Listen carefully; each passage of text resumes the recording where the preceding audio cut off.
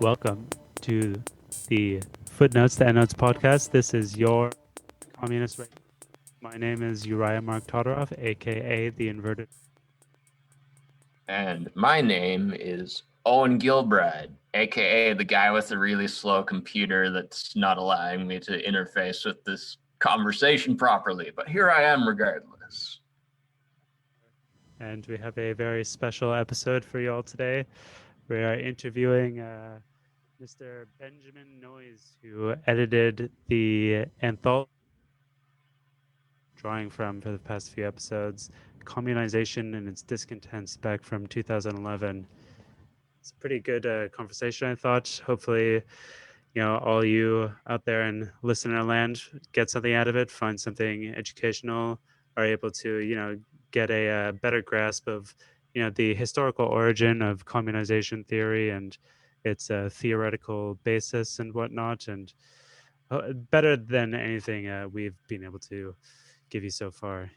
Benjamin Noys has been following along for quite a long time, so he's able to give like a nice little overview, and I think that's kind of what we focused on in the episode, kind of comparing Endnotes and TC to Tiqqun and the Invisible Committee, these two different kind of like Marxist and anarchist strands of communization theory, and giving a bit of the context for the European kind of radical theory milieu that influenced communization theory, both strands.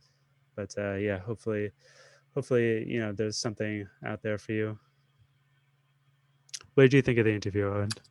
I actually just got finished listening to it. I wasn't in the interview itself, but I just edited the recording, and I actually felt like I got a lot out of it because, like you said, Benjamin Noys was someone who's been following the communization development for like at least a decade, not just following it, like put together a reader, has probably written about it, actually lives in the part of the world where it seems that most of the Endnotes collective themselves live, which was like actually pretty useful to me because like I won't speak for you, but like going into this like podcast project, I had never heard the term communization before. I was completely ignorant.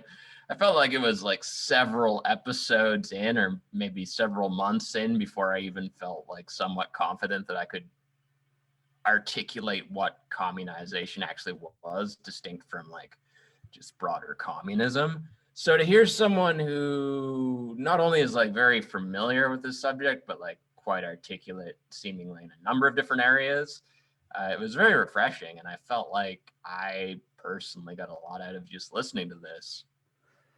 Yeah, hopefully it'll serve as a good primer, and also, as every episode we do is trying to be like a kind of jumping off point, and hopefully it'll spark some thoughts in the listener's mind, and there'll be some references that you can follow up on, and but I'd love to hear what you think, if you like the episode, if you dislike the episode, if you like these interviews that I've been doing. We have more coming down. This will probably be the last one in this year. It's pretty close to the end of the year anyway, but we have more interviews forthcoming, and if you like them, if you want to hear more of them, then in the new year we will have a way for you to contribute to the podcast financially and help support us and help motivate us to continue doing this work. Stay tuned for that in the new year. Some exciting updates come podcast, but until then, subscribe to the RSS feed, subscribe to my YouTube channel. You can follow me on Twitter at the Inverted Form. Owen, you have a website? Yeah, world3.tk. It's pretty bare bones, but you can get like all of my albums that I've officially released on there. And from time to time, there is other content. Not currently, but sometimes I like to upload photos and drawings that I've done. Like basically, if I make anything creatively, it's where I'll put it. So you can go check that out. Yeah, Owen doesn't have a lot of social media, but I'm out there. You can get in touch with me, and if you wanted to speak to Owen directly, then get in touch with me, and I'll put you in touch with him. And usually when people leave a comment on the YouTube or on Reddit or something like that, then I'll send it along to him, and Yeah. he's there as well. We're Yeah, I both usually try to respond to comments on these podcasts on YouTube on this channel. Like I'll follow up if anyone writes anything substantial. right. So for the time being, we're just doing this for your engagement. So please engage, and with that said, Engage. let's engage this episode. Without further ado, I present to you my conversation with Benjamin Noys.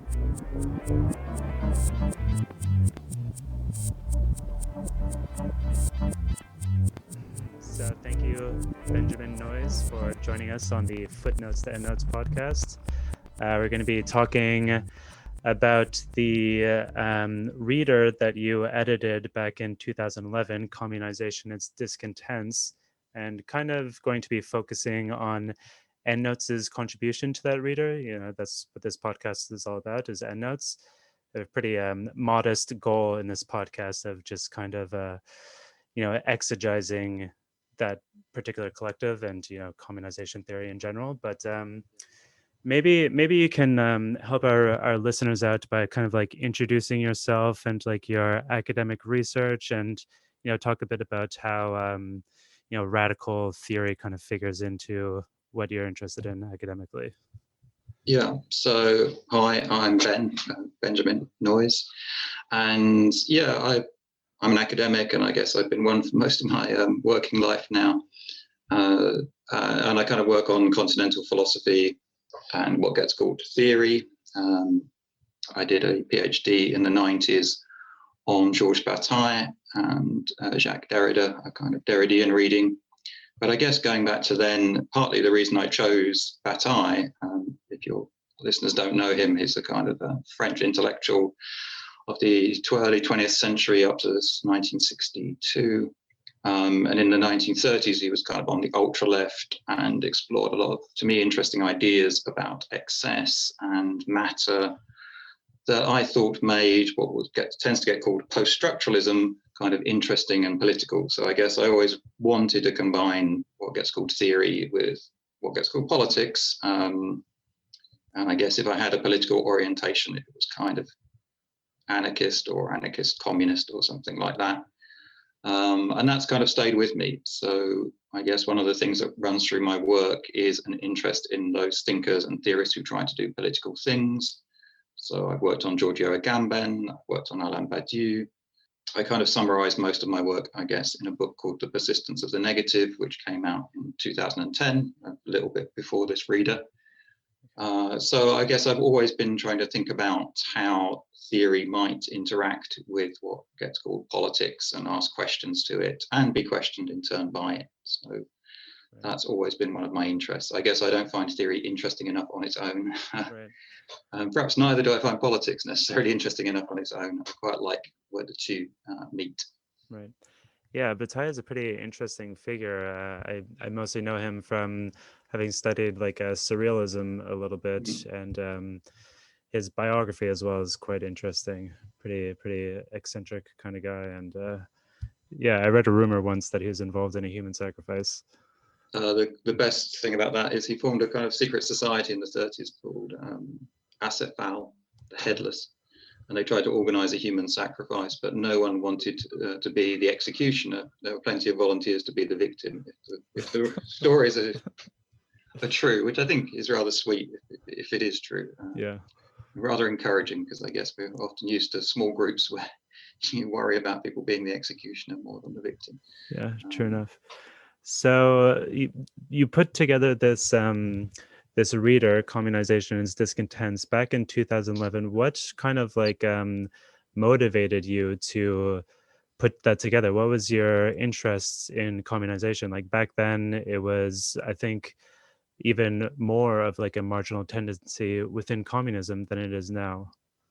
I guess I joke, but it's a true joke, that I wanted people to explain communization to me. So I often find kind of doing edited collections or collective projects is quite a good way to kind of get people to work and help me out. And often in my own writing, I'm trying to kind of understand or explain things to myself through my writing. So part of it was trying to work out what this new thing, and it's not actually that new, it dates back as a current in France, the 1970s, what this quote unquote new thing communization was. Through Bataille and through some other work, I'd always had an interest in the situationists, in Guy Debord, and that kind of radical movement in France on the ultra left. And I guess one of the things about theory is, I think as Endnotes joke in their piece, is that you're always looking towards Paris, or you're always looking towards France or Italy for the latest radical news. And communization kind of maybe seemed to be part of that news.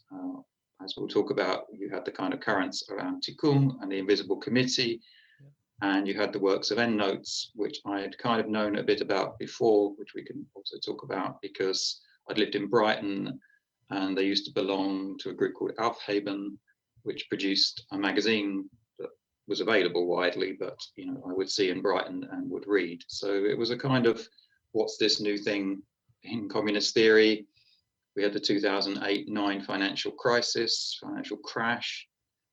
Kind of thinking back on it, I mean, that I think to me shapes a lot of what's happened in my own work, and I guess lots of other people's in the last 10, 12 years, is whether direct or indirect, a kind of reflection on crisis, and the first probably major global capitalist crisis. Right. Yeah, I am really fascinated by like leftist publishing and publishing in general, and like it's on record that Endnotes kind of like the collective kind of like started or like grew out of this publication Aufheben, but I don't really know anything about it. You say it was a magazine. I'm just curious, like what was the format of it? Like was it more like magazine looking than Endnotes, which is more of like a book, and like what was the content of Aufheben as well? Yes, my copies are in work, I think, if I still have them, I'm not sure. It was an A4 sort of magazine size kind of thing with illustrated cover, a kind of not glossy exactly, but a kind of cover and then bound pages. It was quite a professional job, I guess, for the 90s, or today even. It held quite long theoretical articles. In that sense, it's quite similar to Endnotes, I think, now. Actually, I was just reading the latest Endnotes piece, and I was kind of thinking, oh, this does remind me quite a lot of what they did in Aufheben. So it would have these sort of long theoretical analyses of the contemporary moments. It would have critical reflections on other thinkers and theorists. And I think what happened was that they wrote something about the Russian Revolution, and they were engaging with theorie communiste, the communist theory, the French communizing group. And they sort of actually entered a dialogue, and the theorie communiste people kind of wrote replies that turned up in Aufheben. And then some of the members of Aufheben were like, we were wrong. We should be following this line. We're not doing the right analysis. I don't know if that was the only reason for a kind of split or change in direction. But I think it was this kind of, they'd engaged with these people in France, the people in France had replied, and you could read this in the journal. And there was a kind of rethinking of the way they would do these kinds of historico-political reflections. But I remember it as being a very kind of serious kind of magazine, very lengthy analyses, not a kind of, I guess, not in the newspaper model that you see a lot of radical kind of issue things, not a lot of kind of some graphics, but not particularly going down that path, quite a lot of kind of text. Okay, here, right. And I'm guessing not like a lot of like analysis of like pop culture, which seems to be like pretty popular in kind of contemporary leftist publishing. There's a lot of analysis of like media and culture of that sort, but it seems like Aufheben still was kind of in that very like theoretical and like long form kind of format. Yeah, I mean, I believe, again, as I'll probably say a few times, speculation, but a lot. Yeah. They were based at Sussex. They were postgraduates. I mean, that doesn't dictate seriousness, as lots of these kind of analyses of popular culture are written by postgraduates.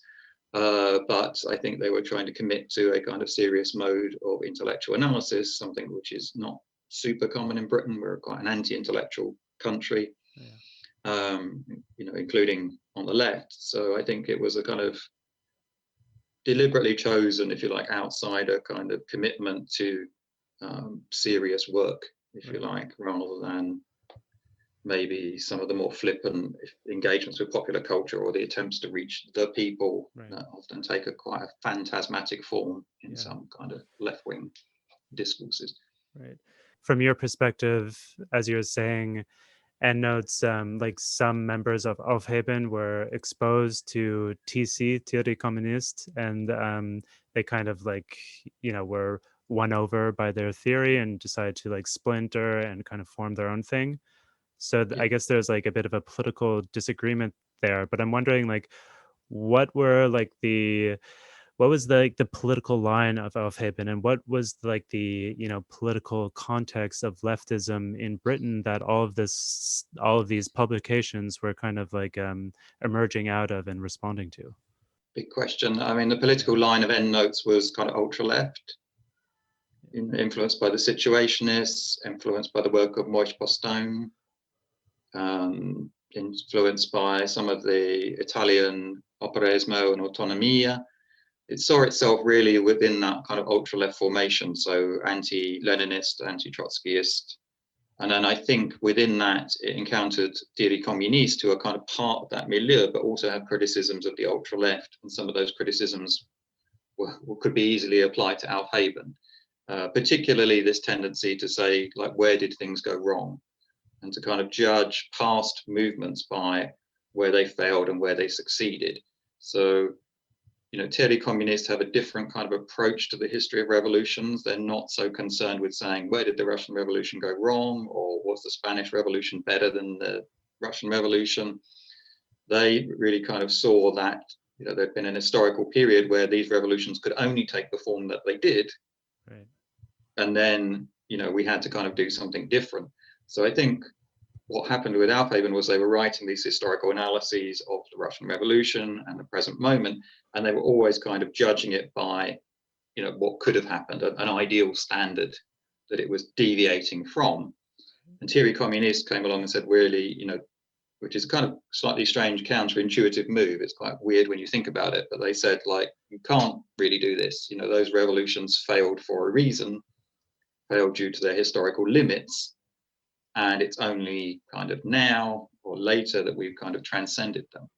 Right. In terms of the wider context of the UK left, I mean, I think I probably surely admit that they were a minor current. I mean, the left in the UK is quite fragmented and minor compared, obviously, to other European countries, particularly France or Italy.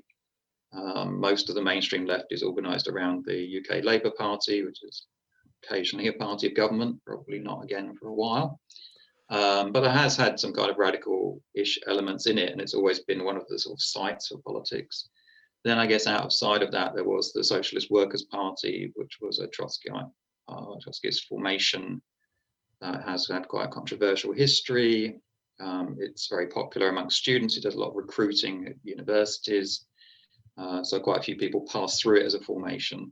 But at the same time, it's had quite a lot of, like many extra parliamentary left organisations. It's had its history of problems around sexual abuse, problems around bureaucratism, cults of personality, etc. And then there are just kind of vague amorphous. I guess the largest other kind of organisation in the UK would have been Class War, which was a kind of 80s more anarchist grouping.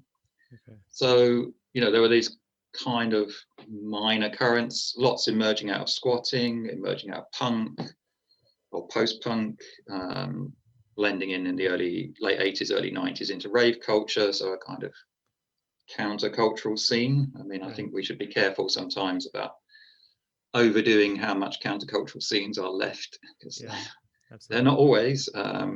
Certainly punk and rave culture had their fair share of entrepreneurial startups, as we'd call them today, people who kind of made quite a lot of money out of these things, but there were also kind of countercultural currents. So I think that was the underlying kind of stream that was kind of feeding things, the sort of post-punk communal movement, squatting in particular, I think, Okay.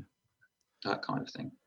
Yeah, that kind of makes sense that like there's this kind of like in the endnotes piece that we're going to be talking about, they talk a lot about, you know, alternativism, and you know Yeah. that's a major point of their critique with Tiqqun, the Invisible Committee, is this idea of alternativism. And it's interesting to see that like that was actually, you know, something that is kind of relevant to their context, the context of the people who I imagine would be part of this collective. Is, you know, there's like Yeah. an actual like you know, considerable countercultural kind of alternativism scene in the UK that, you know, had some relevance to them personally. Yeah, I mean, Aufheben emerged out of, I never went there. There was a centre for a lot of unemployed people that it was kind of part of. So it was part of a kind of movement around unemployment and what we tend to call now precarity. Obviously, it was based in Brighton, which has a reputation for being kind of countercultural. Um, you know, Brighton is the place of that kind of scene. The University of Sussex, which is a university that had a radical reputation, that it's probably lived off for far too long. You know, many of the members of the ANC went to Sussex. It kind of was involved in various kinds of countercultural kind of and political kind of stuff. It was set up in the 60s. So it has this kind of experimental university kind of edge. It always prided itself on being very interdisciplinary. So there are a number of kind of local contextual factors, I guess, that meant, yeah, you couldn't, probably still today, you can't walk around Brighton without encountering kind of alternativism, I guess, nowadays, much more in a kind of new age way. Which, Right. I just want to go back to something that you're saying about TC and their kind of like their perspective on the history of revolution. As you're saying, their critique, their viewpoint is that, you know, these revolutions, um, it's not, we shouldn't be criticizing them for, you know, not necessarily living up to some kind of like ideal model, but the critique is that they ran up against, you know, their historical limits, and you know they kind of like in a way reached the logical conclusion of the, you know, theoretical framework that they were based off of. To me, that is like a very interesting idea. I don't know if that is like a fair representation of what you were saying, but it kind of like I tend to think of historical materialism. I want to think of it as like a kind of bona fide science, the science of Marxism. And I think it's usually quite helpful to, like, I'm also pretty influenced by Thomas Kuhn and his ideas of like you know, epistemological rupture and these kinds of like terrains of theory applied to, like, you know, the hard sciences, but also we can apply them to historical materialism, the science of, you know, society and revolution as well. And you know, I think it's interesting to, you know, kind of think about revolutionary theory in that sense. And you know, it's kind of like heartening to me to see that, you know, TC are also thinking along those same kind of lines. Do you think that is like a fair representation? Do TC ever like talk about like science in this kind of way? I was going to save it for later, but I think it's worth saying now. You know, Gilles Daudet, who's another kind of communizer, but not in the style of theory communist, describes theory communist as proletarian structuralism. Okay. As a kind of theory that is kind of has pretensions to the analysis of social structure, that is kind of anti-humanist, or we'll come on to this later, maybe anti-voluntarist. So I think there is an aim to kind of provide a what did Lenin call it? A concrete analysis of the concrete situation. You know, I would say that. I'm not sure if they justify it in terms of science. They, like I say, there are kind of odd hints of Althusser in their work, but you know, not kind of in any way explicitly taken on, because they would violently disagree with quite a lot of what Althusser would say. So I don't think, as far as I come across, science is explicitly thematized, but there is a strong sense that, you know, we have an historical, to use Kuhn's term, paradigm. You know, we want to, there's been a paradigm shift, in fact, they would argue. Right. So I talk a bit about this in the introduction if your listeners want to kind of read it, because I'll try and explain it. But they talk about an historical shift in capitalism between what they call formal subsumption and real subsumption.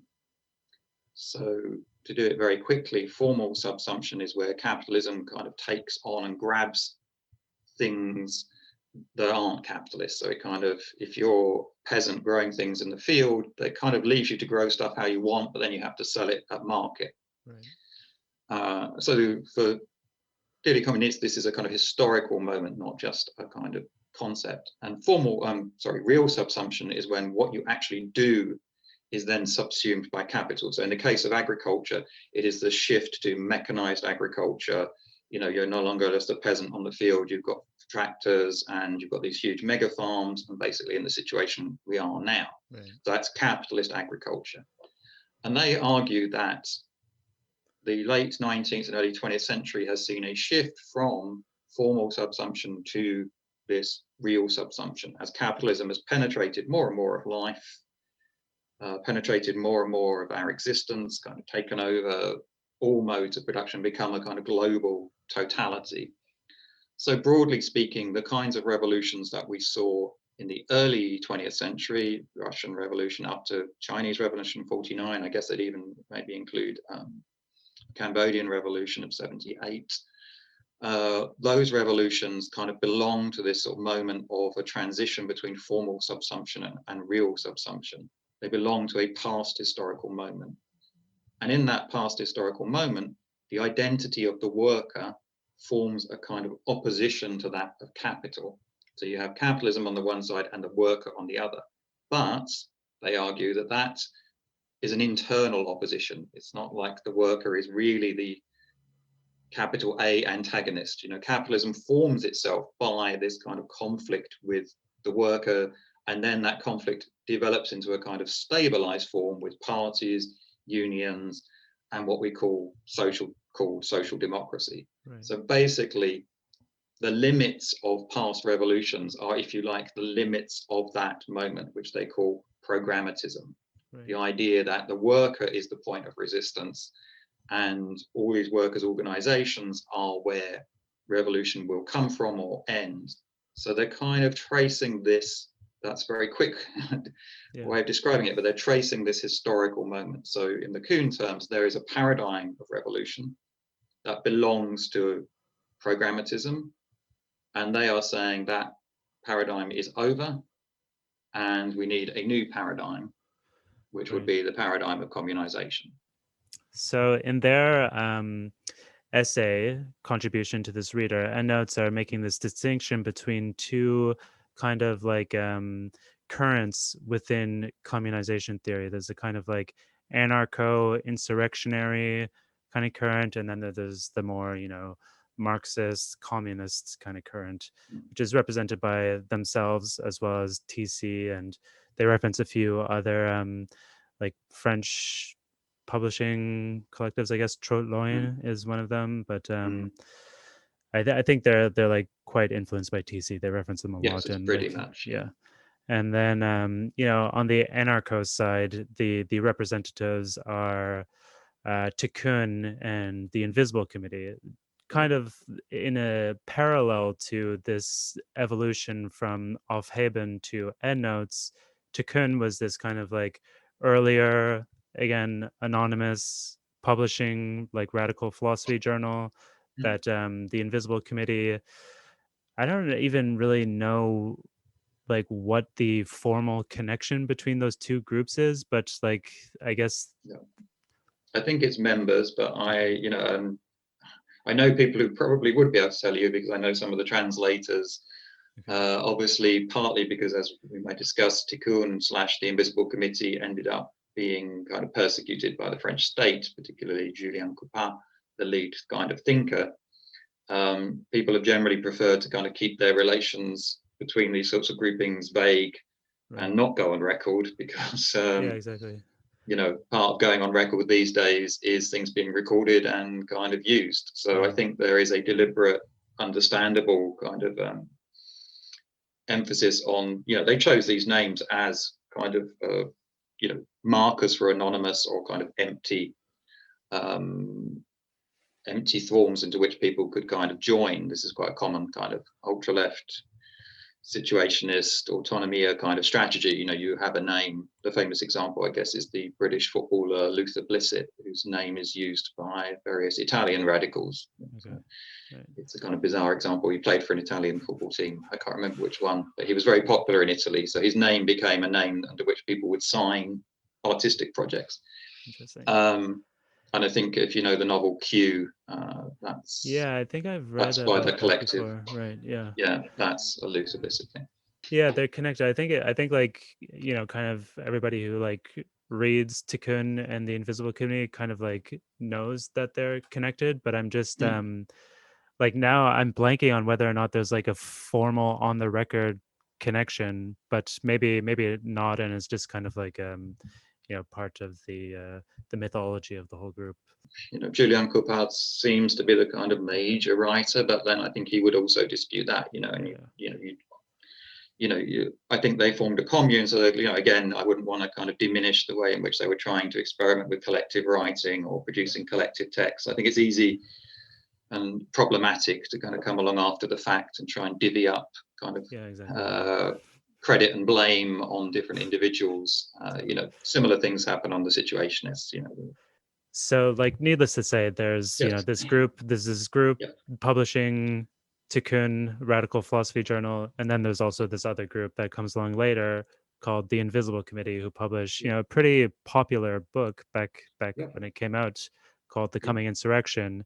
And there's also like this whole legal controversy, this whole case, as you mentioned, where like this group called the Tarnac Nine were kind of like prosecuted in France very controversially, and it made like international headlines for kind of like sabotaging, as best I understand it, like a commuter train line. And from what I read, like they did it in such a way that there's not really any risk of anybody being harmed or anything. It was really just to like shut down this this, I guess, pretty important like high speed kind of train line that connected Paris with, I don't know, southern France or something. But so this whole legal case. My friend Alberto Toscano wrote an analysis in Radical Philosophy. So again, if your listeners want to have a look, I think they make all their PDFs available for free. He part of the controversy of the case was that Tiqqun, the Invisible Committee, were kind of prosecuted almost for kind of thought crime, for a kind of prefigurative crime, in the sense that they hadn't. Well, there seemed to be very little connection between them individually in this activity, but they had called for blockade, sabotage within their texts, and they were kind of seeming to be prosecuted for even kind of using these words, which obviously sets an extremely chilling precedent for any kind of political talk or activity. You can be prosecuted for simply saying sabotage or revolution. There's bad precedent for all of radical publishing. It's kind of like based on telling people to do things to some extent. I mean, there's a lot of calls for action. And as Alberto points out, it's quite funny that obviously the French interior secret police were spending a lot of their time reading The Coming Insurrection and reading radical texts, and there's quite interesting kind of reports you can read that he'd found from kind of the secret services about them. So they proved to be quite avid readers of seemingly obscure, as we've talked quite a lot about how obscure these texts are. It's not obscure to cops, it seems. Absolutely. Interestingly, that's true. I mean, there's also like a history of the CIA reading French theory as well, like reading Foucault and Derrida, I know, and like to some extent being involved in their translation. This is something that I talk about a lot. I think it's quite interesting to me that the CIA were involved in translating these kind of like ostensibly radical theories. It goes back to the 50s with the Congress for Cultural Freedom, and the CIA were involved in kind of promoting American culture. Right, Jackson Pollock famously, a kind of anarchic kind of image of abstract expressionism. So there's Francis Donna Saunders' book, Who Paid the Piper, is a history of that earlier kind of activity. The example you're talking about, I think is a bit later. I keep seeing the article come across my feed. And I'm like, I'll read that later. So we're kind of talking about these two different currents within communization. You have the anarchist current and you have the communist current. Communist is represented by Endnotes and TC most prominently, most relevantly, and then the anarcho kind of insurrectionist side is represented by Tiqqun / the Invisible Committee, perhaps the same group to some extent or another. But what is like the kind of context that the Invisible Committee and Tiqqun are emerging out of in France? Like, I wonder if like anarchism is more popular in France than communism, but at the same time, like TC is a French group, and there seems to be a fair amount of like French communist theory that Endnotes reference. But what do you know anything about like the kind of like theoretical milieu that is going on in France at this time? Yeah, I mean, first, just a quick note on, I think when Endnotes were writing that response in 2011, certainly Tiqqun and the Invisible Committee were much more popular. And in a sense, if you were talking about communization, then you would have been probably talking about the coming insurrection. So maybe still today to some extent, but I think the reason that text, which I was looking over for this podcast, is quite, as they say, quite vituperative or quite tellingly critical, makes quite a few good critical hits on the Invisible Committee, is I think the context then was this was much bigger.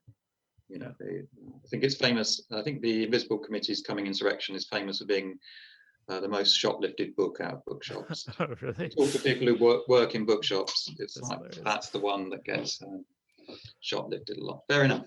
Yeah. So I think they're writing in a context where communization was really, including by me, I think, because I had a discussion with Endnotes about the introduction, which I'd kind of got wrong because I hadn't understood this distinction between them.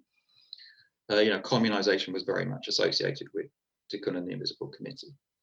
Their context is, they're French, but their theoretical influences are, I think, very Italian. Okay. So their influences include Italian autonomia, the sort of later radical movements in Italy that grew up in the late 1970s. Particularly, they're influenced by Giorgio Agamben's work, who's recently come into the news for his controversial opinions about lockdown and COVID-19, but is a thinker of biopolitics, a thinker who sees himself as, and I think is, in continuity with Guy Debord and the Situationists. So I think I understand why you're doing it, and I kind of would be tempted to use the word anarchist. I think Tiqqun and the Invisible Committee would say, no, we're not anarchists. We are communists, communists of this different type. But because of their influence, their emphasis on the commune, on communal living, on kind of revolution of everyday life, on kind of changing your psychic kind of habits, all these things that Endnotes actually makes some criticisms of, they do in a kind of Anglophone sphere come across as very anarchist. If you were to describe what they did to someone in the political sphere, Anglo-American political sphere, they'd say, well, that sounds really anarchist. Yeah. But I think their self-definition was kind of very communist. I think that's because ultra-leftism is a very strong tradition, minor, but quite powerful in France and Italy. So there is not such a broad anarchist milieu as there is in the US and in the UK. So once you get sort of past Trotskyism, Maoism, those kind of communisms, you get anarchists in the UK and the US. In France, you get ultra-leftists. Okay. And they emerged after 68, May 68. They formed their own groups. Théorie communiste forms in the early 70s out of these sorts of groups. And they're sort of long, and in Italy, they form in a similar kind of time frame in the late 60s and 70s. So you get kind of first dissidents from official communist parties, then dissidents from those, you get this other tradition that goes back to early 20th century thinkers like Panakoek and council communism, but is also a very kind of 70s thing. So I would say if you look at Tiqqun and the Invisible Committee and you're identifying intellectual influences, you see a lot of Giorgio Agamben, a lot of emphasis on biopolitics, the politics of life, a lot of emphasis taken from the situationists on the spectacle, and the power of kind of media and kind of control, also a bit of Deleuze. And you also see some, controversially, you see some Carl Schmitt in there, particularly in some of their later texts, the jurist associated with Nazism, but is also a kind of major thinker of the political, who's had an influence kind of across the political spectrum. Yeah. He thinks politics as a mode of antagonism, I think, and that's what often attracts kind of left or radical thinkers, thinking of thinking of politics not as debate or discussion, but politics as war or antagonism, although he's obviously an extreme reactionary figure, that attracts people. So I would say, if you look at Tiqqun and Invisible Committee, it emerges like, if you had three figures, you'd probably say Agamben, Debord, and Schmitt. Oh, yeah. Yeah, I mean, as you say, like kind of identifying Tiqqun as anarchists makes sense in like an Anglosphere. But I feel like I could be misremembering this, but I feel like at times, it's been a while since I've read their text, but I feel like at times they explicitly say they are non-Marxists. So if they are communists, I mean, if they self-identify as communists, it's a very particular type of communism. Well, communizing in that sense often gets used in a way to mean not Marxist. There is a tradition of people saying, I'm a communist, not a Marxist. Badiou, Alain Badiou, the French thinker, does this to some extent. And I think what's often being marked off there when you say you're a communist, not a Marxist, is that you are interested in the political realization of communism. You're not so much interested in the analysis of political economy. You're not so much interested in the kind of minutiae, to put it in a negative way, of Marxism. You're kind of separating yourself from some of what you talked about as the kind of scientific analysis, some of that is tradition of historical materialism. So I think you can kind of say, I'm a communist, not a Marxist, or pretty critical of Marxism, and still, I'm just, I think it's just because there is a difference of national traditions, if you like, here. That's just why they choose something like the word communizing. Right. Because I think what they mean by communizing is this immediate living of communism. Rather than a transition period through socialism, rather than a transition through, we'll let the party do its work, or we'll wait to the glorious day of the revolution. But Tiqqun and the Invisible Committee, communizing is an activity to be done now. When I first started reading Endnotes, I was pretty confused about their use of the word immediate. Like they also talk about communization as a kind of immediate thing, but I've come to understand that they mean something very different from like any kind of like temporal reference. It has nothing to do with like nowness. It has to do with mediation. So their idea of communization in an immediate sense is has to do with like this kind of transitionary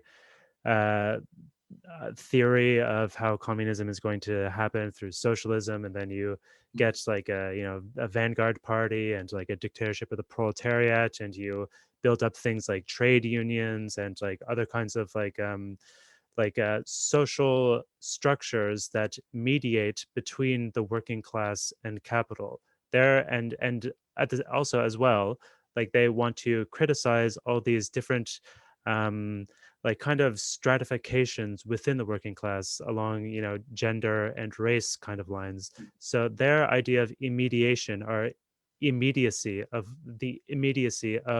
communization, has a lot more to do with again, it's not a temporal thing. It is something to do with like social relations, where,s like Tiqqun and the Invisible Committee, their theory of communization. And I mean, I really think that it's anarchist, but this is not like an important point. But like it has to do with like this kind of like insurrectionary, like immediately kind of doing something in a very temporal sense of like when I was reading that sort of literature when I was like in my early 20s, I felt it very invigorating, and I really owe a lot to Tiqqun and the Invisible Committee, they really set me on a path of like being politically radicalized and like becoming, the orthodox Marxist that I am today. But it's very invigorating because they really make kind of like prescriptive kind of gestures and really want to like tell individuals to that they can do something Yeah. immediately in the like temporal kind of sense. Yeah, and I think that's important to remember. I think Endnotes, which I would agree with, I tend to agree more with Endnotes in the end, and I think therefore more sophisticated analysis and they're more correct. But I do think it's something important to remember with Tiqqun and the Invisible Committee, their notion of immediacy. They have a text called, which Endnotes are criticizing, called The Call. A call on people. They have a text called Now. There's a kind of injunctive demand and also an outlining of what you should do that is understandably, kind of speaks to people. It's deliberately designed to speak to people. It's designed to engage. It has that performative dimension of manifestos that we are all familiar with. They are designed to call into being what they describe. And I think that shouldn't be forgotten. There is something kind of bracing or engaging about that call and that kind of demand. And this is what communizing is. Whereas the more, if you like, austere version that Endnotes describe does, which is partly why I did the collection, does take more kind of thinking and more kind of analysis, and is, I don't want to use the word academic because personally I am one and it always gets used negatively and critically, but it does involve a more kind of thought through approach. And just to come back to your point, I think it is also, I'm not sure I've still got it right in my head, because there is still a kind of residual or necessary temporal dimension even to their concept of the immediate, because they kind of push things back to the process of revolution itself. So they're like, oh, you can't kind of prefiguratively become a communist. You can't become a communist by just saying, I'm going to go and live in a commune and I'll live outside capitalist social relations. That's where we know that can't really be done for various reasons. But they reinstate the temporal kind of moment when they say, well, within the revolution, we will see communizing, we will see we will see a new kind of revolution. We won't see these kinds of situations you're describing. I think an interesting test would be something like, again, what my friend Alberto talks about in his work, dual power. Dual power is a classic kind of revolutionary model from Leninism, that revolutionaries will develop their own institutions to kind of replace existing capitalist institutions, develop their own militias, they develop their own hospitals, them to be armed struggle, they develop their own kinds of ways of sharing and exchanging goods, and you end up with a situation where the state is fractured. Right. And this is a potential revolutionary situation. Now, TC and Endnotes may say this is all kind of programmatism, this all belongs to the idea of another pole. But then how would this kind of communizing immediacy emerge in the process of revolution? It still won't be instantaneous. We're trying to think about, as I raised this question in the introduction of the book, if you're thinking about a revolution having to be global, it's going to take time.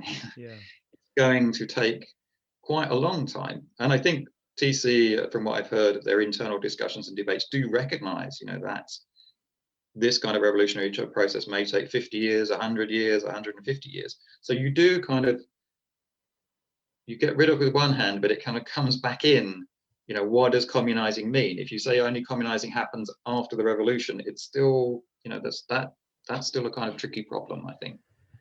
Yeah, it is pretty interesting. I don't want to like just to try to respond to what you're saying, but at the same time, I don't want to like kind of speak for Endnotes. Like their writing is complex. It's difficult to understand, and I mean, I know that they as well are like refining their views as they go along, but I have gotten kind of like impressions that their view may be something like once like workers' struggles are able to discover, or once they kind of like develop this new mode of relating to each other socially that is able to overcome this kind of capitalist like class relation, then that will kind of like immediately, in a kind of temporal sense, like very quickly spread around the globe. And if that mode of social relation is discovered, then it will be applicable everywhere, and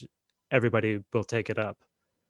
Yeah. So I feel like that might be kind of like, I mean, maybe a bit idealist, perhaps, Yeah. kind of response to like the very real problem of like doing a revolution, a global kind of communist revolution. Yeah, I mean, I think that's I'm sure, I'm not saying I'd hope so, and I think there's kind of arguments, but obviously, as you're saying, those processes would have to have material forms and material ways to reproduce themselves, as kind of communizing instance, which again sort of introduces questions of time. I'm not saying, I just think it's not necessarily saying Endnotes are wrong. I think it's just saying that there's always more to be done. It would be interesting, time doesn't go away simply by citing kind of immediacy. The temporal dimension of these processes is not a negative. Time. Du Bois is quite good on this. Time is good, and Brecht. Brecht says time is good for revolutionaries because it means the old things wear away. It's in a sense having trust in time, kind of doing away with oppression and past social structures. That's we need to, in Brecht's or Taoist kind of moment, you embrace the kind of flux and flow. The river flows, and the rulers will not rule tomorrow. It's a Brecht song, the red dawn is red. The long night of reaction passes. So there's a kind of potential trust in time as a kind of undoing. But I just think it's interesting that maybe the debate that sometimes gets set up is perhaps not as absolutist, but there is certainly a very strong distinction between a prefigurative concept of communizing, which is you can kind of communize and should kind of communize now within the capitalist form, create new kinds of ways of being together, which is the kind of Tiqqun, invisible committee mode, versus the TD communist Endnotes kind of version of communization, which communization is something that happens within a revolutionary process, and it particularly happens now because of these effects of real subsumption, where there is not so much you would refound a new worker's identity, but you would dissolve that identity itself. Right. So a kind of process of negativity or negation, going back to Marx's kind of formulations, classic ones from the early Marx. The proletariat is nothing and should be everything. I think that that idea of a kind of like a communization as a revolution within the revolution is pretty interesting, and it gets to what I think kind of makes Endnotes like the historical victor. Not that there is really a real debate happening. There's like a one-sided debate that happened in like this one essay between Tiqqun and Endnotes. But from my perspective here in 2020, it seems like Endnotes are a lot more relevant than the Invisible Committee ever was, because like they talk a lot about protest movements and mass mobilizations and these kinds of mass struggles, and they put a lot of emphasis on that, and they put a lot of stock in that kind of political struggle, whereas Tikkun are really focused on kind of galvanizing individuals to do this kind of alternativism that we were talking about as being the kind of cultural context in Brighton that Aufheben and Endnotes were emerging out of, this kind of like forming of communes, kind of like little mini societies that exists outside, not really, but ostensibly exist outside of capitalism. And then their whole political strategy, I guess, is something to like kind of just like spread those and proliferate those, and then that is how you will take down capitalism. But that seems a lot less relevant. That seems to not have really, in the past 10 years roughly, since all of these things were published, since this conversation was really kind of popular in the European ultra left, like that doesn't seem to have really been borne out in how struggles have developed. Whereas like mass movements have continued, and that is what has proliferated. And this idea of a revolution within a revolution, it seems like Endnotes want to say that these kind of mass movements are going to continue to some extent, and we should look to them for like the working class in these kinds of mass demonstrations, like kind of spontaneously generating some kind of new social form. Again, there's a bit of idealism. I might not be, I probably am not understanding them correctly. I haven't even read the entire Endnotes corpus yet, but yeah, that seems to be my impression. It seems like Endnotes are just more relevant to today. Yeah, I mean, I think that's I can understand that as a judgment. I mean, I tend to agree with it. I mean, I think the elements of Tiqqun and the Invisible Committee that still resonate today are the insurrectional ones. I think that's what they were at the time. I think in a sense, the kind of the commune element of it came out of the text kind of production. They were produced communally and referring to their own experience. I guess to just be contrarian, maybe, I would say there's still kind of, perhaps some elements or interest in the communal or necessities of the communal, if we can think around the COVID-19 pandemic and attempts, which are very fragmentary, to institute some kinds of communal healthcare or, communal engagement because of the state's failure or active hostility.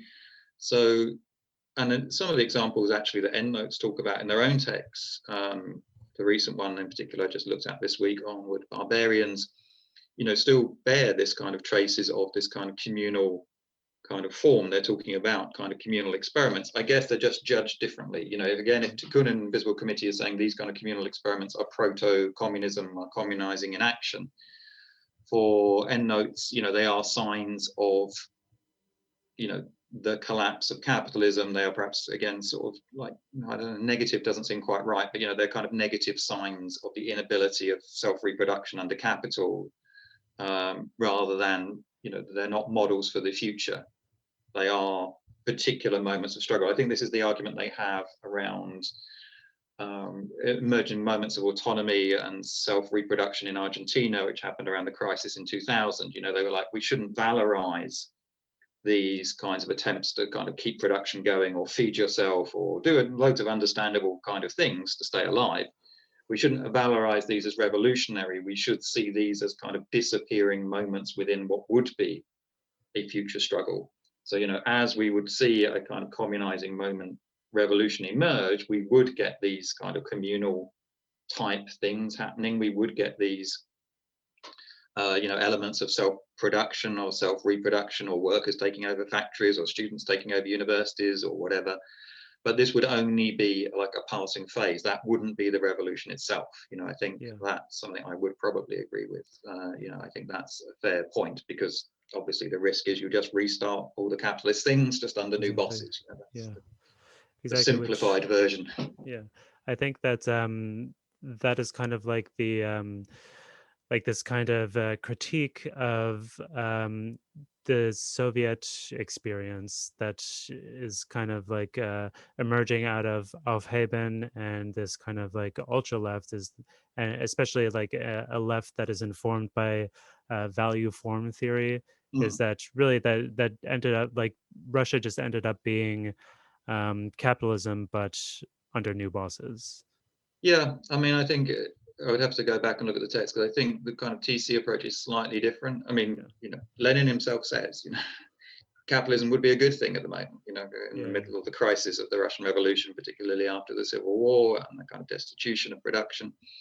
So I don't think the Bolsheviks themselves were under supreme illusion that what they were doing was communism. Some were, some mistook war communism as for communism itself.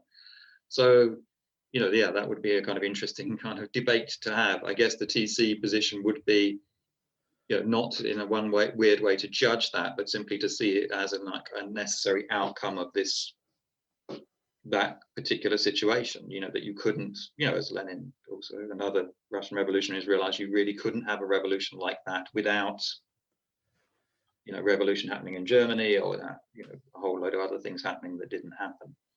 So I think it's it's a critical debate to be had. whether we have it about Russia or we have it about now, again, I think it's an interesting debate. So while Endnotes and TC are keen to abolish categories like transition, I still think some of those critical questions arise. And some of those questions about how, which is raised in that text I just mentioned, how do we transition from what they call non-movements or what they call revolutionaries without a revolution? How is that going to transition into something more like the process of revolution as they would want it? Like I might be, I don't want to strawman anything, but it seems like maybe not entirely, well-founded, just because like both Lenin and Mao were very, I mean, those revolutions emerged out of like semi-feudal kind of like pre-industrial contexts, and both the Russians and the Chinese were very cognizant and aware that they were utilizing capitalism instrumentally, and their idea was to do that just for a brief period in order to build up their productive forces, and then they would be able to, once they had achieved a certain level of industry, they would be able to like communize everything. And it's kind of easy to say from the Western kind of European perspective, where the productive forces have been quite well developed for quite a long time, that they shouldn't have done that, but they kind of needed to. I mean, it would also be the question if we follow a kind of TC, Theory Communiste, or Endnotes to some extent, and that's complicated this quite a bit, I guess. But if we were to follow that teleology and say, well, now we've got a kind of global capitalist society, the level of production global, to make those sorts of transitional moves, programmatism is over, you could kind of go straight to communism, because you wouldn't have to kind of deal with that. Again, I'm, hopefully, totally not sure it totally deals with those problems, because you could see, in a different way, if those kind of revolutions were struggling with both kind of pre-capitalist formations and capitalist parallel formations, then even if we're no longer somehow struggling with pre-capitalist formations, which is by no means clear, that's certainly not a given, because the world is a complicated place, then certainly even if it was all over the world at once, there would still presumably be, potential to recur to capitalist social relations, because, you would be dealing with a lot of human beings who'd lived under capitalist social relations, who were surrounded by the material culture of capitalism, who were, spent most of their lives used to that culture. Now we're getting into, I've been rereading Stephen King's The Stand. It's like getting into a kind of weird apocalyptic scenario, but revolution could be like that. But it would be hard to imagine that all that would be that easily dealt with on a global stage, that some of these problems, even if they weren't the old problems of the Russian Revolution or the Chinese Revolution, I think we would probably face new problems that would, and I think if you look at the Endnotes text on the current movements, I think it's quite good at pointing out some of those problems. We have non-movements, we have these movements of potential fusion, we have movements where, we see lots of different people on the street, middle class people, working class people, black, white, different gender identities, a kind of potential for fusion and mixing of different struggles. I mean, they even raise kind of like, presences of militias as, of the right as like interesting factors. But will we see those fusions? Will we overcome those separations from capitalist society? Will we overcome those reifications of identity? Just simply saying they'll be dissolved in struggle. Yes, they can be, and we've all seen and hopefully lived, some of us, instances of that, where differences are overcome and commonalities are formed. But I think we've all experienced situations where differences re-emerge in quite unpleasant and violent ways. So the ebb and flow of the identity loss and reformation, which they sort of gesture towards in this article, I think is an interesting kind of topic. I just I think that we've been talking a lot about like French and British like radical communist kind of theory, And you referenced like Italian theory before, and appraisal, and I think that that's pretty interesting area that believe Endnotes cite as well. At least occasionally, they have quite a lot of citations, but it's not an area that I know too much about, and like what exactly is kind of like distinct about Italian kind of Marxist or like radical theory. I know that like there might be like a lot of work in around like reproduction comes out of Italy, and I believe that that is kind of like influential to kind of like theories of like Marxist feminism, but and so maybe that is how like Endnotes incorporate Italian theory into their own kind of a worldview. But maybe you could tell us just a little bit about Italian theory and like the kind of theory that is influencing both TC and Endnotes, and then at the same time uh like you've spoken a bit about how Tiqqun are influenced by them as well, but maybe just like give a bit of a picture of how like Italy figures into this kind of European context. Yeah, I mean, there's a lot more than I can say shortly, but Yeah. I'll do as best I can because there is so much to say. I guess the two signature movements in Italy on the ultra left or left, extreme left, that are important in the 60s and 70s. The first is what's called operaismo, which is Italian for workerism, but it means nothing like what workerism tends to mean in British and American context, where workerism is usually a slightly pejorative term for left groups that are focused on workers' identity and sort of obsessed with recruiting workers, or kind of have a very narrow idea of who a worker is, kind of white male factory worker kind of thing. What they mean, operaismo meant, Mario Tronti was its leading theorist. His famous book, Workers and Capital, has finally been translated last year, although you could read essays from it before, is that he placed the working class at the center of capital.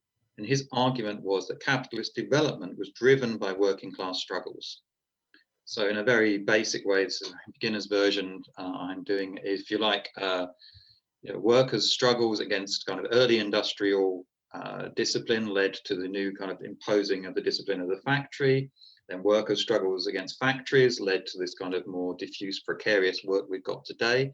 And in a sense, all these sorts of technological developments of capitalism that we live with around us, including the computer we're using now to do this, are responses to working class struggle, this desire to replace workers with machines, which Marx sees as the signature of capital, replacing variable capital with constant capital, if I got it the right way around. So he really placed, Tronti, workers' struggle at the center. And then in response to events in Italy, he got very interested in what he called the factory as a social factory, so the spreading of struggles across the social domain. So they started off as very much focused on kind of actual worker struggles again. But then they saw that the way in which the factories spread across the social domain, the way in which, as you've mentioned, factories involve social reproduction. If we take the classic Fordist factory where it's a male worker, well, then to self-reproduce, they often needed a female partner who would be looking after them. And the Fordist wage was designed to kind of pay for that. But women worked in factories as well. Working class life is not gendered in that way. So they became interested in what they called the social factory. And then in the 1970s, Tronti would eventually return to the Italian Communist Party and see that as the kind of center. But thinkers influenced by him in the 1970s developed what's called autonomy, where they became very interested in these autonomous forms of struggle, if you like, pushing this logic further that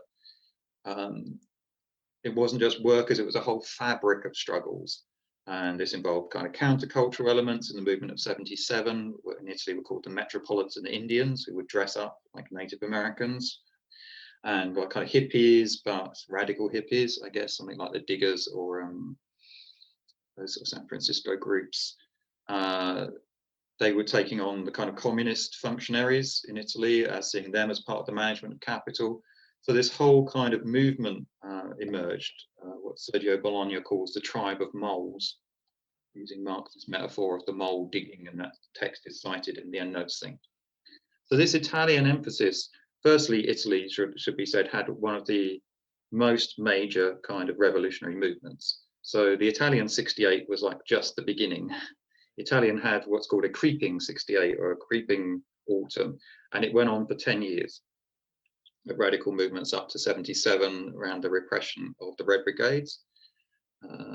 There were armed elements in the movement right from the start, armed radical groups. There were, extreme challenges to workers' discipline, to the factory form, kind of quite a revolutionary situation. The Italian state responded by violence. There were right-wing bombings blamed on left-wingers. It was what we initially got called the strategy of tension, an attempt to kind of destabilize the state on both sides, really. So this radical revolutionary melting pot of kind of, people talk about laboratory Italy, was one of the most radical experiments. If you think the French 68 basically lasted for May and then was kind of brought to a stop. In America, it kind of lasted into the 70s. In Britain, I think it's more like 74 with our 68. So there's different temporal processes that we refer to as 68. But certainly Italy had one of the longest and most radical. And I think it's particularly these later thinkers associated with autonomia. I guess the most famous figure, controversial figure, is Tony Negri. His book with Michael Hart, Empire, was one of the kind of classics of the early 2000s, published in 2000, I think. And they hold many of the similar kinds of themes. They talk a lot about real subsumption that I've mentioned a few times. They talk a lot about a new phase of capital. And what's interesting is, I guess, in contrast to people like the Frankfurt School, they do not see this dominance of capital as purely negative. They also see that this dominance of capital leads to this mass resistance. So I think that Italian experience, which is, really kind of varied. There's huge numbers of groups. If you look, there was an old issue of Semiotext, the American journal, that collected a lot of, and they reissued it, that collected a lot of the text. There's a huge diffusion of different groups, which we hardly know anything about. A friend of mine, Steve Wright, who's based in Australia, has written an excellent book called Storming Heaven about these groups. And he said there's tons of documentation that just hasn't been translated. There's tons of stuff in Italian. Really fascinating debates, and as you point out, which I haven't spoken about, the whole debates around a hugely militant feminist movement that was also, highly kind of emerging out of communist kind of thoughts, a wages for housework campaign that was really kind of radical. So, all these kinds of struggles, I think, produced a huge amount of thought and critical work that's fed into both Endnotes and Tiqqun and the Invisible Committee. Right. Yeah, I mostly on this show we've been doing a few episodes lately, kind of like focusing in on gender theory and how it figures into communization more generally. And I know that one writer, one scholar, Maya Gonzalez, who contributed to this reader in question, we read her essay and discussed it. It's really a great essay. But she studies, as far as I know, like Italian autonomist feminism, and I guess that they were pretty important for theorizing gender and like the reproductive sphere more generally, kind of like expanding on that area of like Marxism that may not have been sufficiently developed by the classical Marxists.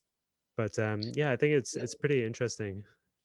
Yeah, I mean, I think if you think about this notion of the social factory that autonomia developed and appraisal developed to try and expand the notion of capitalist social relations aren't just, they're concentrated in the factory, but the despotism of capital is everywhere. It's when you walk down the street, it's when you're at home, and that obviously includes gender relations as well. And this was logical and yet not kind of often done by the movement itself. And female militants wanted to develop this. And, as many, the history, I was reading a book recently about Japanese 68, and this was true of Japanese formations and true in Britain and America. Formations that were questioning everything would often treat women within their own ranks in appallingly sexist ways. They wouldn't question their own gender hierarchies, and similar issues arise around race and racism as well.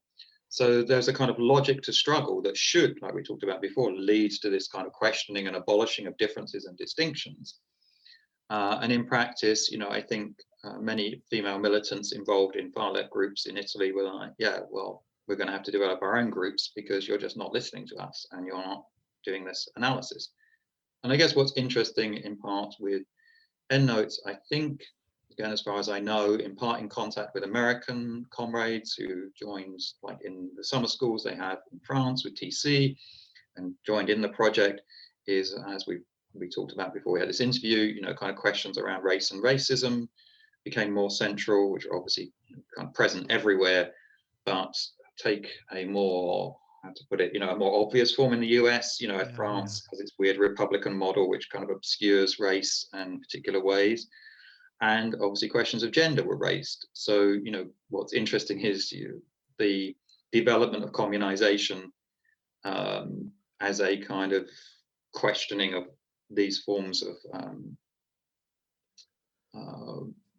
segmentation of the working class, if you like, happened fairly late, I think, under the impact of this Americanization or, engagement of American comrades with these sorts of things. So that's something that's happened over that since I did the reader, but I certainly wanted to find and feature, women, and I wanted to try and, have as broad a kind of analysis as possible. As it's still disappointing when you pick up books and there are no, female writers of color. You get a very constrained point of view, and it's I think it's an ongoing and necessary struggle in all contexts to kind of try and expand the range of voices that get heard. Yeah, that's something that I wanted to kind of get into in the last kind of couple minutes that we have left. But it seems, at least maybe this is just anecdotal, but Endnotes, in their own essay in this reader from 2011, they talk about some kind of like student struggle that was happening in California at the time. And then I also know that they have had like many contributions to their work and to their thinking, to the collective, from American figures like Chris Chen, who wrote a really great essay in Endnotes Volume 3 on race abolitionism, and also Jasper Burns, who also wrote about like logistics in Endnotes 3, and I think he's contributed to other volumes as well. But those figures are all from America, and it seems like communization theory has kind of like spilled over and found somewhat of an audience here in North America. I mean, more prominently the United States, obviously, than Canada. But I just wonder, like, and it also seems to me like, again, as you were saying, I think it's totally true that like questions of race most certainly have a much they're much more prominent here in American kind of theorization. In Canada, we think a lot about, or we ostensibly think a lot about indigeneity, and in the United States, there's a lot of obviously like Black theorization that is happening. That's like a very prominent question, something that everybody needs to be thinking about and needs to be figuring, especially after this last summer. But so it seems like the greater kind of integration of questions of race and gender might have something to do with their like Endnotes and communization theories influence in the United States. There's integration of these American thinkers. I don't know, this is like totally anecdotal and like from the outside, but I wonder like what you think about this new like ground that communization theory is finding in the United States. Yeah, that does seem fair to me. I mean, I think it's, you were talking, I was sort of reflecting on it, because I think in the UK there's an imperial country with its still a dominant imperial identity, and history of its own particular kind of history of racism, which I think doesn't always work well when other models are overlaid on it. It's not that we're less racist, but far from it. But it's a particular historical kind of form of racism in Britain, and it's interesting to think, how much work was done analysing that in the 70s and 80s by people like Stuart Hall, who's kind of, has kind of interesting and sometimes problematic history in terms of some of what he does. A lot of socialist feminist work in that period, that sort of some of it's being kind of reprinted by Verso, which is a kind of admirable thing to see. So I think it's, as you were saying, I was thinking it's quite interesting. There has been that kind of history of those interrogations in the UK, but they didn't kind of initially get integrated within the kind of Endnotes problematic. It's sort of, they came again, it seems to me, from the kind of outside. And I suppose that was partly because a lot of those movements were quite within the frame of programmatism. They were framed by certain debates that around, that ended up being around kind of Euro-communism, around the kind of electoral turn. Kind of Spall was writing for writing for Marxism Today, and this sort of postmodern turn. So in a sense, it was almost like some of those debates, which I think might have been kind of interesting and useful, kind of got buried in that shift away from the sort of 80s postmodernism into trying to work out a new kind of theoretical perspective. And then they sort of returned, not just from America, but in engagement, I think, with American kind of co-thinkers, if we like, who kind of brought them back to this problematic. So I guess it's one of those sorts of interesting zigzags you get, left thought and left thinking, where we often kind of go back and rediscover the same things or different things. But certainly in the recent issues, like you say, you've got Jasper Bernays, Chris Chen, Joshua Clover's work, Mayer's work. Who else? Evan, who's in the collection, has done some work. I think part of the influence of America was simply just like recently, that some of the most radical, as Endnotes basically say in that recent piece, Onward Barbarians, some of the most sustained radical movements of the present are taking place in America. Interestingly, just on a side, coming back to Italy, Italian operaismo and was very interested in America. They really saw America as the site of some of the most violent and direct class struggles. So contrary to the image of America as a country that would never be communist, and why is there no socialism in America, people like Tronti and those around him were really interested in the workers' struggles in the early 20th century in America as some of the most extreme and violent struggles, as kind of almost, again, unmediated. In a sense that America's lack of some of the historical traditions of socialism that had mediated workers' identity in Europe led to these sorts of direct confrontations. Now, it will be interesting to see to what degree that was accurate or phantasmatic. We Europeans tend to project onto North America our fantasies of, blank slates, origins, which relates interestingly to problems of indigeneity and our own projections about that. So it's a kind of interesting story of projection and maybe counter projection, but hopefully out of it maybe something more interesting could emerge. Yeah, my question regarding that is whether such a projection or not would still be relevant. Like like things have changed quite a lot in the 21st century, and I don't know. I guess you still really do undeniably have ongoing mass struggles, as this summer like really showed us. But I don't know. It's not really framed around work, or it doesn't really approach work at all. But maybe from the Endnotes perspective, or kind of trying to like decenter the worker as such, maybe that's a good thing.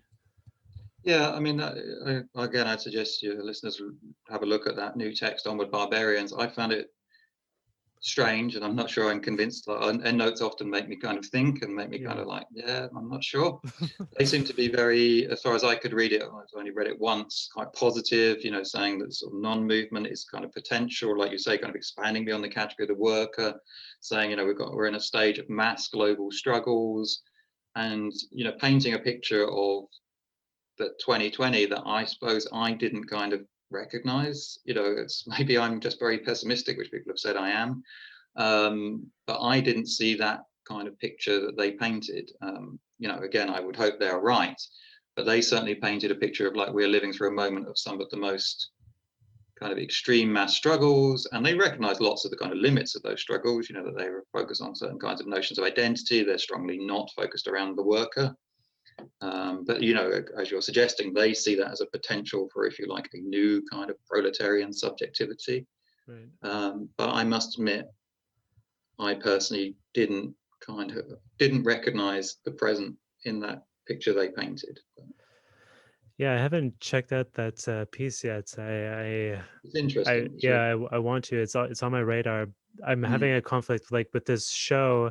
We're moving like chronologically through the Endnotes corpus, and this just mm, came out. So should I save it yes. or should I just read it? I should probably just read it. I mean, you can read it Yeah, I again in don't the think future. you'll be, from lots of what you're saying sounds very like it. I don't think you'll find anything particularly kind of surprising in it. Yeah. It does seem very much like so it sounds unfair to them, but a kind of standard endnotes Yeah. analysis. I guess two things stood out to me. You know, in some ways, I thought they seemed very positive about some of the movements against quarantine and things, whereas I personally am quite pro-quarantine over Yeah. COVID-19. So I was a bit kind of surprised at that, and I was surprised at how positive they seemed about this sort of idea of non-movement of movements, whether they call it revolutionaries without revolution. And they seem to paint a picture of it being a whole kind of moment of kind of joining together, very powerful struggles. They did rehabilitate the notion of strikes, which I think is important because obviously India, in particular, has seen some of the world's largest strikes ever Yeah. in recent years. So unlike Joshua Clover's analysis, they were keen to kind of or gesture towards rehabilitating strikes as part of this armory. But they sort of did paint a picture of it seems to me like a revolutionary situation that they're Yeah. describing, which is not how I personally find experiencing 2020. Yeah, I mean the George Floyd protests were quite exciting and Mm, really galvanizing. It seems like a huge thing was happening. It was a huge thing, mm, and I mean, I again, I haven't read the piece, but I would want to see that as something promising. I mean, I yeah, do kind no, of they see it certainly as do. yeah, Yeah, no, I mean, they're very much in line with that. I guess, I mean, it's not a criticism because no one knows what's going to happen next. I suppose, at least in the UK context, but it does seem to be a pattern that occasionally occurs globally, is this sort of eruption and decrease, ebb and flow of struggles. yeah, And that's what kind of always been something at the back of my mind since I did that collection in 2011. You know, how would we sustain struggles? How would we, if we're not into the prefigurative, if we're not into the communal, you know, are there kind of mechanisms for transmitting or sustaining struggles? Or do we have to kind of hope for sort of memory doing its work, because in the absence of, I guess, of organizations to hold that, we kind of are reliant on some kind of notion of collective memory or communal memory. I mean, it would be, I'm genuinely interested because, around 2010, 11, in UK student protests, quite a lot of school kids came out, so yeah, now those school kids must be 19, 20 or a bit older. So, are they going to hold a kind of generational memory? Some of the stats around political beliefs in the UK do seem to indicate that generation is more radical. right. That so maybe there is a hope. Maybe they're right.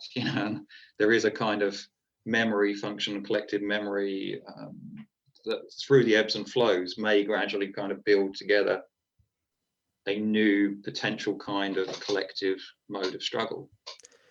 Yeah, in Endnotes 3, they have like a long and like very beautiful essay on that protest wave in 2011 that occurred Mm, across the UK, and it seemed like they are arguing that these kinds of protests really need to be seen. They're not isolated by any means, and they're in continuity with like a long tradition or a long history of not a tradition but a history mm, of protesting around kind of like the same issues that goes back decades. And they mm, really seem to be wanting to argue that like that protest movement was like a continuation of a struggle, and it seems like their position would be that, even struggles that are in a sense kind of like dislocated, or are not like, are enacted by revolutionaries without a revolution, there's still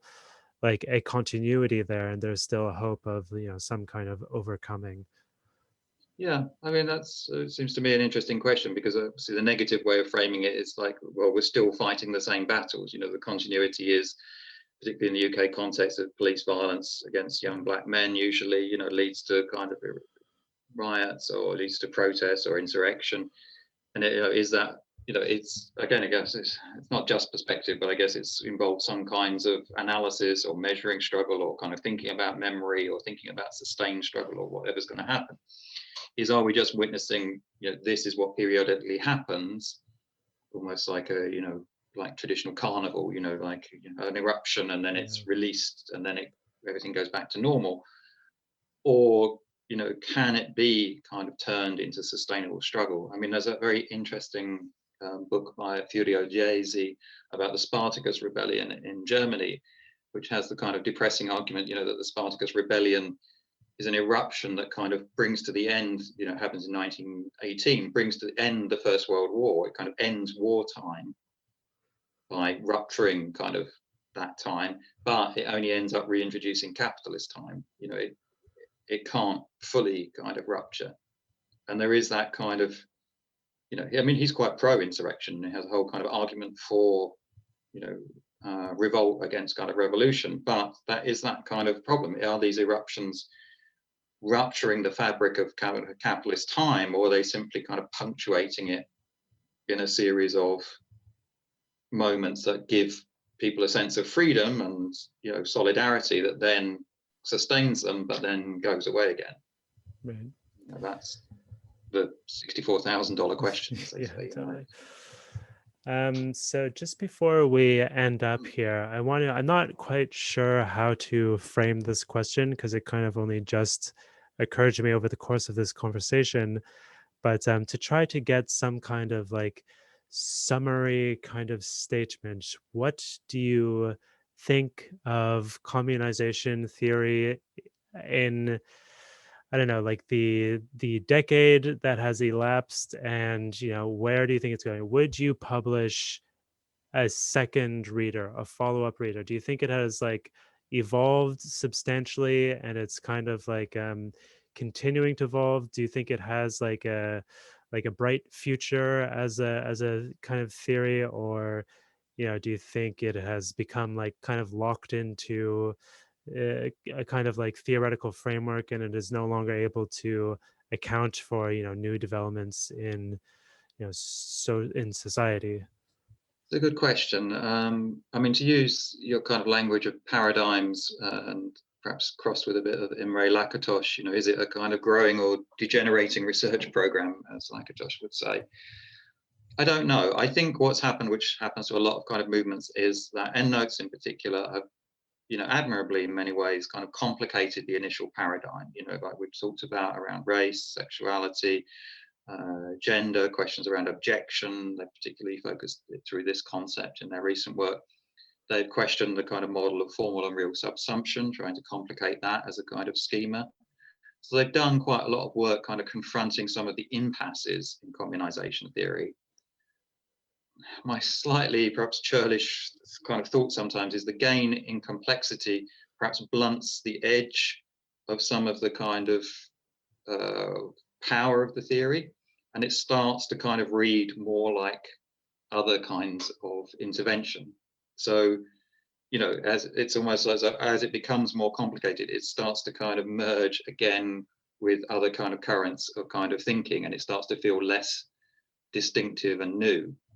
Not new, but less distinctive, I think, and less powerful as a paradigm. So I think for me, that's tended to happen.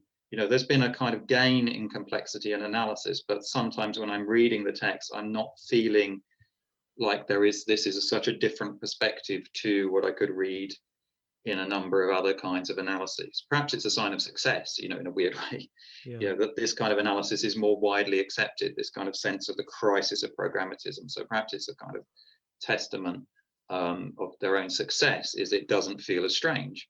and doesn't feel as kind of new. Would I do another reader now? I mean, I don't think I need to, because Endnotes are kind of doing the work, for me. I guess, I mean, I think it's an interesting question. I think what happened when I did it was there was a sense of kind of debate, particularly as we've discussed really around Tiqqun, Invisible Committee and Endnotes. I think I would be interested in publishing a reader or something like that if there was, for me, more of a sense of debate, if I could see more kind of contrasting positions maybe around something, or if there was a particular focus for, debate, and because I think I find that more interesting, and it helps me understand things more when I'm kind of reading different kind of critical takes on things. Again, perhaps this is what I'm thinking, is there's perhaps a tendency to a certain level of convergence around questions like logistics. There was some debate between Alberto and Jasper around this, and some debate text, but I didn't feel the debate for me was always sharpening kind of issues. So I think that's where I feel like perhaps the more kind of open or collected reader or collection or journal issue has a kind of useful role, when you can maybe, not to make everyone kind of agree, but you can see how out of a number of clashing perspectives you can kind of get a sense of something. So I don't see, I like to say, perhaps it's a sign of success. That's what I'm thinking. The ironic sign of success of communization is that it doesn't feel as new or urgent in some ways as certainly it did then. But that's a personal perspective. I would say, I think there is a sort of turnover of theories that can happen. It's happened more because of social media, I think, and hashtagging and all this sort of stuff. I've always been kind of against. I'm always kind of, that's why I can tell you about things in Italy and stuff, because I'm always quite interested in things in the past that maybe we didn't work through. So, in general, it's not particularly, I dislike that. Oh, now we've got the new theory. Let's get rid of the old. I think that was something that did happen with communization. It happened around other theoretical movements at the time. It happened around weirdly speculative realism.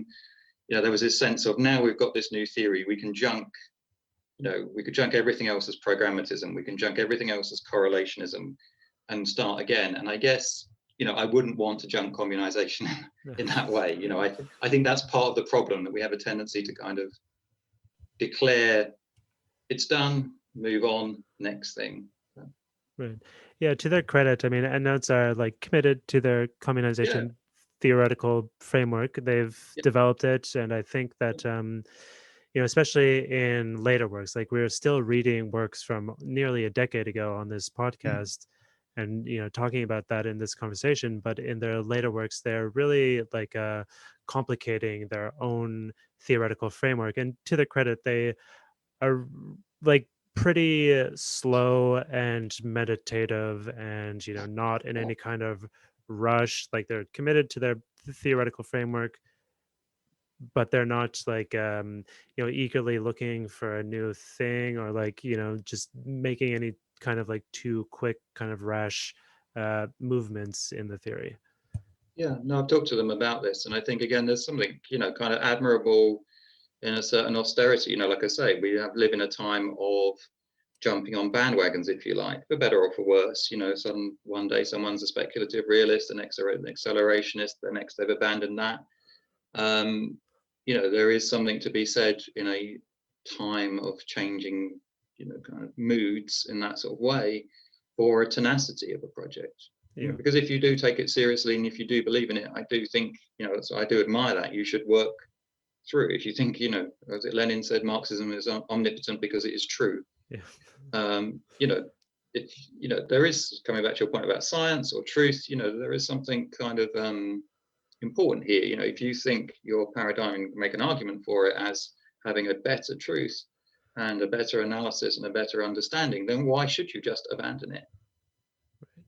For the next best thing, or next big thing. So perhaps, I think that is something that they have done, and like you say, sustained a project, I think, under, presumably, I'm not knowing them personally, but presumably under difficult conditions. It's not been an easy decade for most people. They've maintained Endnotes, things disappear, you regularly get journals with one issue. They have kind of kept something kind of going in a way that I do think is a rarity. Yeah. And it's a really welcome, like their seriousness is very welcome. Like just their seriousness is really welcome on the radical scene. Their serious, like Marxology even. It's just really welcome and refreshing to have a platform that is analyzing Marxism and still writing and thinking about it in a very serious and sustained kind of way. But before we finish off here, I wanted to ask you if there's anything that you would like to plug. Do you have any projects coming out, any kind of like social media or personal websites that you would like people to check out? Where can people like find you on the internet? I'm not very good on the internet. I guess some of my stuff is probably still up at my academia.edu site, which I know it's become an appalling site to use, but I do try and put my work up there. Okay. Don't pay them anything, but do feel free to download as much as you can. I've got a book that I'm working on called The Matter of Language, which will have some discussion of some kind of Marxist things. I've got interested in the young Marx, so that's partly what I want to look at there. And I guess if you haven't read my work, certainly if you're interested in communization, do have a look at the reader. It's quite easy to get online for free. Don't pay money for it. That's fine. It was never done. It was published with a publisher. It wasn't like about making money. Yeah. And otherwise, we didn't get a chance to discuss it. But Malign Velocities, I think, is a book of mine that's probably easiest to read. Right. You want to read something by me that's easier. Great. So we'll put a link to your academia website, and we'll put a link to where people can find the reader. It's a great collection. Yeah, it's easy. Yeah. All right. Well, Benjamin, thank you so much for joining us on the you. podcast. Great conversation, and hope to maybe do another episode again and a follow up in a few months. Maybe we'll be able to talk about this new Endnotes piece that just came out. But yeah, that'd be great. Yeah, just stay in touch, and thank you, and thanks everyone for listening as well. Thank you, everybody. Bye. Bye.